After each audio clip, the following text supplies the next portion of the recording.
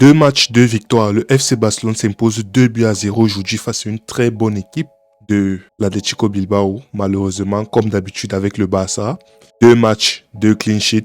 Buteur Rafinha une fois de plus. Buteur Fermin Lopez une fois de plus. Comme quoi, les deux meilleurs joueurs de ce début de saison côté barcelonais ont une fois de plus répondu présent. Aujourd'hui, on avait donc une équipe du FC Barcelone, encore une fois, avec Rafinha qui jouait à numéro 9. Pourquoi? Parce que cette équipe du FC Barcelone jusqu'à présent n'a pas encore de numéro 9 attitré. Maintenant, c'est vrai, on connaît les manques, mais on connaît aussi les forces de cette équipe. Aujourd'hui, Hansi Flick, il a commencé avec Gordon. La dernière fois, c'était Ademi, autant pour moi. Cette fois, c'est Gordon. Gordon, en sachant que la dernière fois, lors du match contre... lors du premier match, en tout cas, Gordon est entré, il a fait une entrée tonitruante, 2 passes décisives directement. Aujourd'hui, il a commencé titulaire. Malheureusement, il n'a pas fait de passes décisives. Malheureusement, il n'a pas marqué, mais il a quand même fait une performance solide. Mais le FC Barcelone dans l'ensemble, comme je l'ai dit une fois, avec Pedri, parce que je vais commencer par Pedri. Pedri, la première mi-temps, franchement, la première mi-temps était insipide jusqu'à peut-être la 40e minute. Parce que c'est vraiment vers la 36e, 37e minute que le match s'est emballé. C'est là où Pedri s'est réveillé. Pedri s'est rappelé qu'en fait, c'est un joueur qui a un talent exceptionnel. Pedri, jusqu'à le début du match de Pedri, était vraiment tiède à l'image du Barça globalement parce qu'il n'y avait pas vraiment d'action dans le match. Le match était vraiment insipide, sans inodore, sans saveur.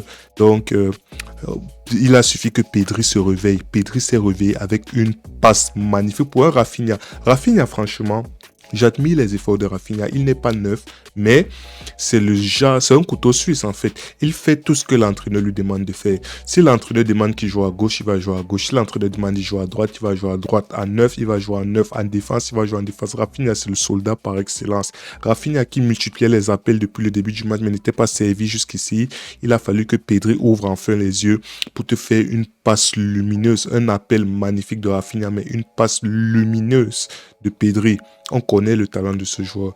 Il fait cette passe-là pour un magnifique appel de Rafinha. Rafinha qui récupère cette balle, qui te dribble le gardien et qui te pousse la balle au fond des filets. C'était une action tout simplement magnifique. Deuxième mi-temps, il a fallu que les Rodri entrent, parce que Rodri il a joué son premier match aujourd'hui sous les couleurs barcelonaises, son premier match officiel sous les couleurs barcelonaises. Il n'a pas débuté, il est entré en deuxième mi-temps, il a joué aujourd'hui. Mais avant d'arriver sur Lamine Yamal, avant d'arriver sur Fermin, je vais parler du petit Xavi Espat. Parce que comme je l'ai dit, la première mi-temps du Barça était vraiment insipide, une odeur sans saveur, rien du tout, jusqu'à peut-être la 40e minute. Mais dans cette bouillie de football, si je peux appeler ça comme ça, il y avait une personne qui sortait du lot, c'est Xavi Espat. Tu te rends compte que ce petit-là, oui, on dit Xavi, comment on l'appelle, Hansi Flick, le compare à Kimmich, soi-disant, mais hors comparaison, ce petit, il est en train de te montrer, du moins sur son début de saison, il est en train de te montrer pourquoi on est en train de vouloir vendre Baldé. Il est en train de te montrer pourquoi Flick ne compte plus trop sur Baldé. Parce que ce Xavi Espat, il est bon dans les appels. Défensivement, il est présent. Offensivement, il fait le taf. Il a la lucidité. Il y a un moment, je crois toujours en première mi-temps, il y a un moment, il te fait une montée. Dribble derrière là, il te fait le Ronaldo Shop en fait. Dribble derrière le pied d'appui. Après, il te met un centre millimétré sur la tête de Rafinha qui trouve le poteau. Non, ce petit Xavi Espat, tout son match a été vraiment, il a été pertinent. Il a été vraiment, vraiment pertinent. Ça, c'est un petit, oui, comme on dit peut-être, c'est la Sociedad en face. La Sociedad face à Barcelone. Barcelone, d'abord, de toutes les façons, 90% du temps, Barcelone est dominateur. Barcelone a la balle. Barcelone a le contrôle du match.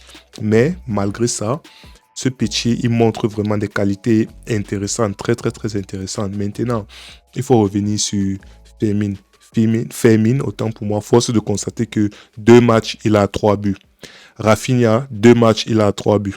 Donc, les deux, ils sont à 6 buts à eux deux. Ils retrouvent Kylian Mbappé, qui a mis un triplé hier. Et les 3 joueurs se retrouvent au sommet, en tête du classement des buteurs pour l'instant. 2 joueurs barcelonais, 1 joueur du Real Madrid. Et les 3 sont à 3 buts chacun.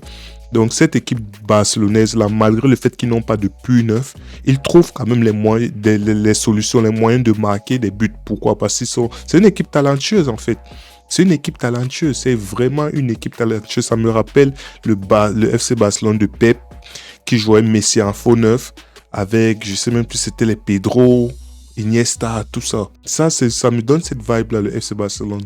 Ils sont vraiment imprévisibles. Ils peuvent attaquer de toutes parts. Maintenant, pour revenir à Fermin. Fermin, c'est un joueur, comme je l'ai dit, Xavi Espa mis de côté.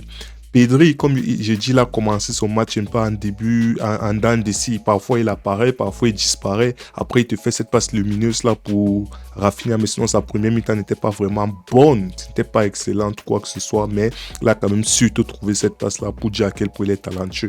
Mais en dehors de ça, les joueurs qui ont surnagé, tu vois Rafinha dans les efforts de Rafinha. Tu vois Fermin du début jusqu'à la fin. Ça se voit qu'il n'a pas joué la Coupe du Monde. Oui, il était blessé. Mais comme on dit quelque part, un mal pour un bien. Pourquoi? Parce qu'il commence ce début de saison de manière tonitruante. Il est très pertinent, Fermin, que ce soit dans les appels, que ce soit dans la finition, que ce soit dans le contrôle de la balle, que ce soit dans les positionnements. Mais Fermin, ce que Fermin est en train de faire actuellement, il est en train de fermer des bouches. Il est en train de cimenter un statut de titulaire dans cette équipe du FC Barcelone. Je suis désolé. Fermin, il te marque ce but-là. Il te marque ce but, oui. ADM qui entre, ADM qui te met un centre mal renvoyé par la porte, si je ne me trompe pas. Il trompe son gardien, Unai Simons, et Fermin n'a qu'à pousser la balle. Ça, ce n'est même plus un caviar, c'est un but, je ne sais même pas. Gratuit. Même moi, je viens, je marque ce but-là. Mais malgré ça, avant de dire, même moi, je viens, je marque ce but, il fallait sentir l'action. Il fallait être là au bon endroit, au bon moment, et ce n'est pas un hasard. Qui est là Fermin? Autant pour moi, pourquoi Fermin? Parce qu'il a senti le jeu. Maintenant, Lamine Yamal. Yamal, il est dans le dur. On a dit oui, Yamal, parce que il est triste, parce que, ok, c'est le traitement de Baldé, il n'est pas d'accord avec la manière dont le FC Barcelone gère le cas Baldé, ainsi de suite. Mais en dehors de ça, il y a une saison qui a commencé. Il y a un Lamine Yamal qui a fait un premier match moyen, pour ne pas dire médiocre. Il y a un deuxième match où Lamine Yamal est en train de faire un match moyen, pour ne pas dire médiocre. Lamine Yamal, que ce soit dans les passes, que ce soit dans la finition. À un moment donné, je crois, il a eu un caviar. Je ne sais pas si c'est Rafinha qui lui donne un caviar. Il se retrouve devant Unai Simon. Il tire sur Unai Simon. Oui, Unai Simon a fait un grand match, un match exceptionnel. Le nombre d'arrêts de Unai Simon aujourd'hui, il n'y a rien à dire. Mais il y a beaucoup de ces arrêts-là que l'attaquant aurait dû se gérer. Si l'attaquant se gérait mieux, il marquait. Il marquait. Pourquoi? Parce que la balle vient trouver Unai Simon. Il tire tous sur Unai Simon. Si on tire trop sur un gardien, ça veut aussi dire qu'il est bien placé. Oui, mais Lamine Yamal aurait pu mieux faire, autant pour moi. Sauf que dès la 75e, 80e minute, Lamine Yamal, on a commencé à retrouver le Lamine Yamal qu'on connaît en fait. Le Lamine Yamal qui est tranchant dans ses passes. Le Lamine Yamal, sa vision de jeu. Le Lamine Yamal qui percute. Le Lamine Yamal qui dribble. Sauf que la finition n'est toujours pas au rendez-vous. Mais malgré ça, Lamine Yamal, il a donné deux... Adeyemi est entré. Je ne sais pas si c'est à la 75e ou à la 80e minute que Adeyemi, autant pour moi, est entré. 5 minutes plus tard ou 10 minutes plus tard, Lamine Yamal avait déjà donné 2 caviars. Ok, le premier caviar, il était hors jeu. Mais même sur une action hors jeu, il n'a pas pu finir. Il a raté une fois de plus, je crois. Il a tiré sur Unai Simon. Deuxième action, deuxième caviar. Lamine te met une deuxième passe magnifique. Il voit l'appel de Adeyemi. Adeyemi qui est marqué par un défenseur, mais Lamine, tellement sa qualité de passeur exceptionnelle, il te met cette passe-là sur le pied de Adeyemi. Qu'est-ce que Adeyemi fait? Il tire une fois de plus sur Unai Simon. C'est vraiment... Lamine Yamal, il commence à se réveiller en fait. Il commence à prendre le tempo, il commence à prendre le rythme. Son génie recommence à sortir petit à petit. C'est vrai, jusqu'à présent, il ne sourit pas encore, mais du point de vue footballistique, il recommence à apparaître petit à petit. Donc, Lamine Yamal, il a commencé son match timidement, mais il a très bien fait. Il a très bien terminé son match, même comme il pêche encore énormément à la finition. Même s'il est hors jeu ou quoi que ce soit, il pêche à la finition. Il pêche, ça se voit. Il a énormément de déchets à la finition. Globalement, cette équipe du FC Barcelone, oui, 2 matchs, 2 clean sheets, mais ça se voit que l'équipe adverse a des possibilités et a des réelles opportunités. Sauf que, comme d'habitude, il ne se gère pas. Pourquoi? Parce qu'il manque toujours ce talent-là sur le dernier geste. En fait, c'est ça. Il manque toujours ce talent sur le dernier geste. Parce que cette équipe du FC Barcelone, ils ont 2 clean sheets, c'est vrai, mais ils sont prenables.